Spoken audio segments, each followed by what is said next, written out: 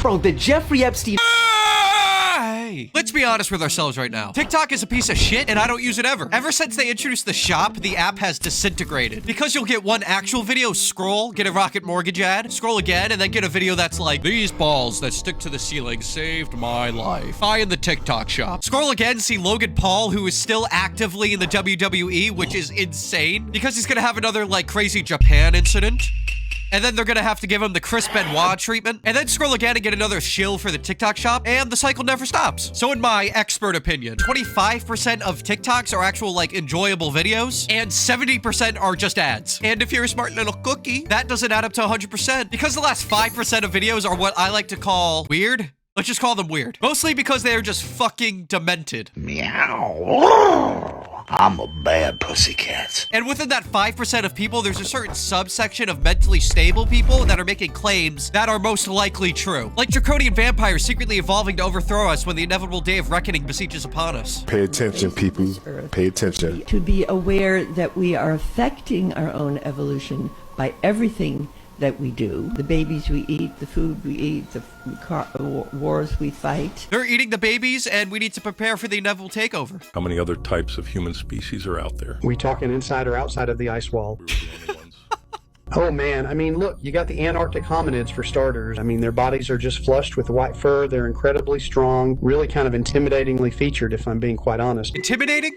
White fur? Reminds me of something else. What was more interesting than that was the 1,500 or so mile divot they dug. 1,500 mile divot. Apes made a 1,500 mile divot. First of all, that's not a divot. That is an underground chamber. And secondly, do the children yearn for the mines? Because you would need a lot of manpower. Sorry, Antarctic hominid power. In order to dig a 1,500 mile hole in the earth that no one knows about except for AI voiceovers on TikTok.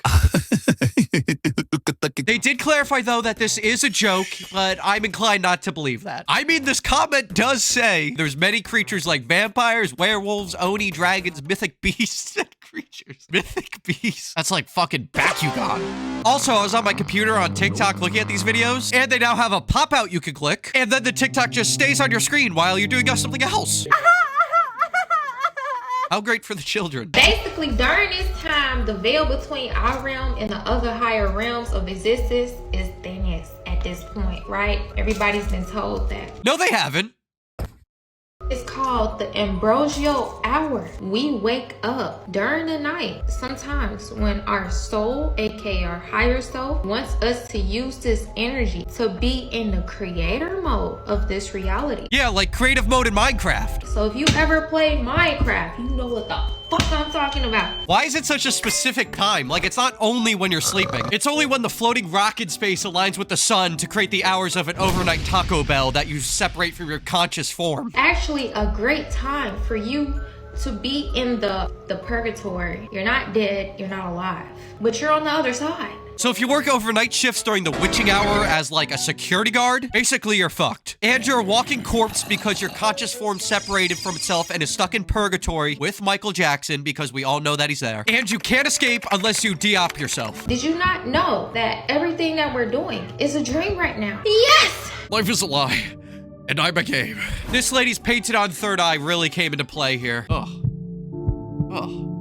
I can feel it. Time for Grandpa Handy. So we all know we live in a big simulation, right? Right. Everything around us is computer generated. That there's one thing that isn't part of the simulation. That's gum. Gum is weird. You chew it. You could just chew forever. That's because gum comes from outside of the simulation. Gum is real. Gum is the one real thing because, get this, you can chew it. Oh. Wild times. You also know if you swallow gum, it stays in your system for 7 years. And every cell in your body changes every 7 years. And the 7-year itch, you change personalities every 7 years. Gum being in your system for 7 years is not right. It gets digested just like everything else you put in your fucking soft, warm belly. This guy also loves every 7 years. I mean, yeah, 7 years ago, I wasn't the same person. My personality did change. 7 years ago, I played Echo the Dolphin, Defender of the Future. Great game. And now all I play is, okay, quick segue. I tried looking up weird games for what to say at that part, and I came up with dog, simulator, and genital jousting. I don't think I could show that one either. Every 7 years, they come from the outside and they take you away and put a whole new you in there, and they can change you any way they want. But if you swallow the gum, then they can't, because the gum locks you in place, because the gum is real. Gum is their weakness. Swallow one piece every 7 years. Who is they? The cabal takes you away and replaces you with a more sophisticated you that needs White Monster and Zins every day. But if you swallow a piece of gum, then they can't take you away, because gum is the only real thing. I was just scrolling through this guy's videos and someone commented, "It seems your views drastically dropped." What is the point of that comment, dude? We split off from the original timeline on 9/11, when Project Looking Glass used our collective fear and confusion from that day to jump us to the darkest timeline. Okay, 9/11. We good on that one. But Project Looking Glass, as explained by two men on a TikTok podcast, is like a government cover-up situation of a machine that was built by our future selves that you can look into, and you can see all the possible timelines of what has happened in another timeline and what will happen in many others. And according to the same sane man we're looking at right now, it is possible to change our future with enough manifesting energy. He said that there's like a secret group that comes together and uses their collective energy to change the future, and apparently this resulted in the fall of the Soviet Union. Okay, so we continue. Meanwhile, the true timeline is going on simultaneously parallel to us. This is the one where the Fruit of the Loom has the cornucopia, and Darth Vader says, "Luke, I am your father." Okay, so the best possible timeline we could live in is when Fruit of the Loom had a different logo, and that Star Wars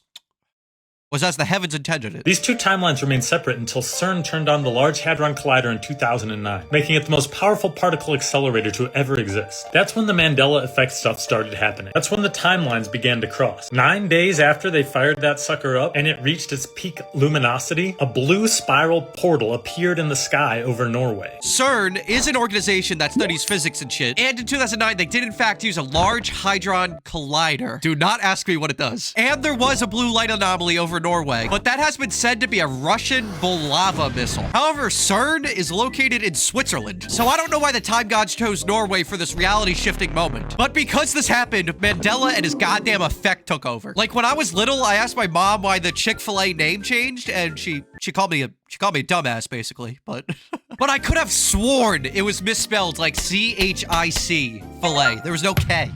How these things are connected to the Great Timeline Shift? No clue. Then in 2012, the year that the Mayans predicted the world would end. After saying this guy just goes on like a tirade listing random events and acting like they're related. Like the discovery of the God particle by CERN. That's the same people. And that Malaysian airline flight that disappeared. Both in 2012, just like the spooky Mayans predicted. Don't want to mess with them. And get prepared for a sad moment because... Just listen. Then in 2016, after proton collisions begin at LHC, a series of events results in Harambe's death.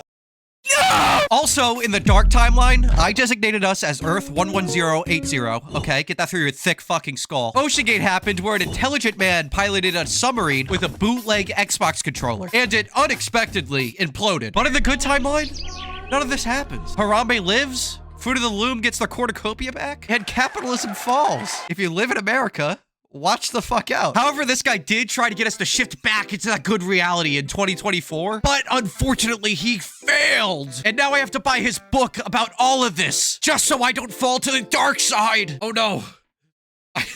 Oh no. I'm slipping.